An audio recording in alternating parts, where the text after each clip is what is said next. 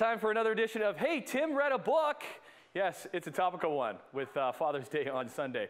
Award-winning journalist and best-selling author Dan Robson has written many books, all with a sports theme and telling the stories of others. In his latest, though, he turns the spotlight on himself and his dad in Measuring Up, a memoir of fathers and sons. And happy to have Dan join us this morning. Good morning, Dan. Congratulations on the book.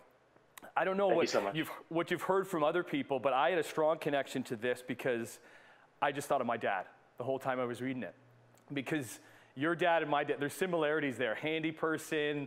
I didn't really have an interest in that. For anybody watching right now, can you tell us a little bit about your dad, Rick? Yeah, my dad was a construction guy, so he's the kind of guy that you rely on to fix anything in the house. In his career, he built houses and gas stations and bridges and stuff I saw all across the GTA growing up. So I used to drive around with him in his truck, and he'd have tools in the back seat. So he was just that kind of guy who spent his life building and fixing things. And when did you lose your dad?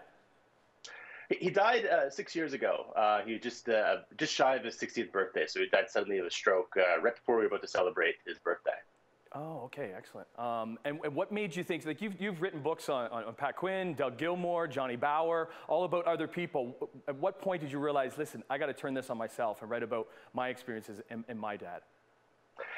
It was as I started to grapple with the grief of losing him, understanding sort of for the first time what that pain felt like and what life was like without that kind of a pillar or that foundation in our lives. And as I set out to do this sort of what for other people would be a simple renovation project, and I sort of bumbled through it trying to use his tools, I realized there was something to write here in exploring the relationship between fathers and sons and children and their parents, and trying to sort of reclaim something that's lost and learn from the person who's lost once they've passed away.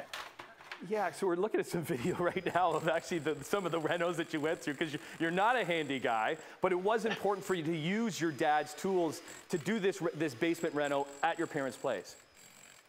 Yeah, it was two things for me. I mean, part of it was born from a sense of trying to connect with him again and to be able to try to use the tools that I admired so much in the way that he was able to use them. But it was also a sense of guilt about having not spent enough time in his life sitting beside him, learning how to do these things myself. And so it was sort of a couple of things that really fueled this attempt, which was quite, I think, funny and hilarious at times, but also quite painful. What did you learn about him that you didn't know? You know, I learned in part of the process, I learned about the people that he connected with in his life in a way that I hadn't fully grasped. I went back and talked to a bunch of his friends growing up and tried to sort of build a sense of who he was that I didn't fully understand because that was a time before me. So I was able to speak to some of his old friends and speak to some of the people that I knew in my life that he connected with personally. And I saw how just as he was building and fixing things in our life in a sort of literal sense, he was also very figuratively doing that for other people around him, which, it made me really proud, but it also gave me a sense of not being able to really measure up to that kind of standard. So it was something that I looked to as sort of an example of learning from my father, even though he's passed away. You dedicated the book to Oliver. Who is Oliver, Dan? Oliver is our one-year-old son. He died he was born just right before right after I finished the book. So I finished the last chapter after he was born last May, and so he's been the obviously joy of our life for the past year, and he's taught me a lot, I think, about the kind of father that I want to be as I reflect on the kind of father my own dad was. Listen, congratulations. It's a fabulous read. Thanks for sharing your dad with us. Because, I don't know, I felt that I connected with my dad, and I want to give my dad this book. So, Dad, if you're watching, you're getting this book and reading it. So, congratulations.